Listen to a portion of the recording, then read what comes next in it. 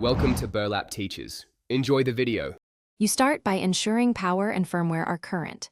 First, put fresh batteries or a charged pack in the controller. Low power triggers auto off.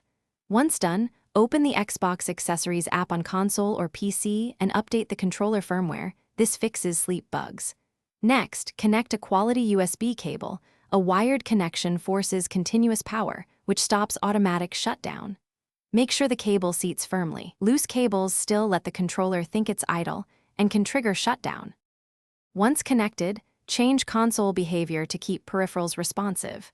Go to Settings General Power Mode and Startup and select Instant On. This reduces the chance of the console cutting power to USB ports. Also, keep the controller registering activity.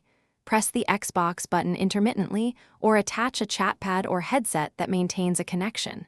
If you need multiple devices, use a powered USB hub or an official Play and Charge kit, so the controller always receives stable power and never drops to sleep mid-game. Finish by verifying hardware and pairing.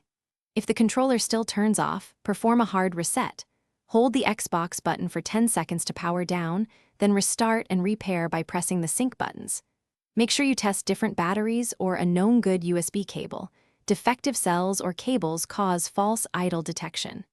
If one controller shows the issue but others do not, you likely have a hardware fault. Contact Xbox support or replace the battery pack. One key tip: check for intermittent cable connections first. They are the most common culprit. Thanks for watching. Consider subscribing if this video helped you.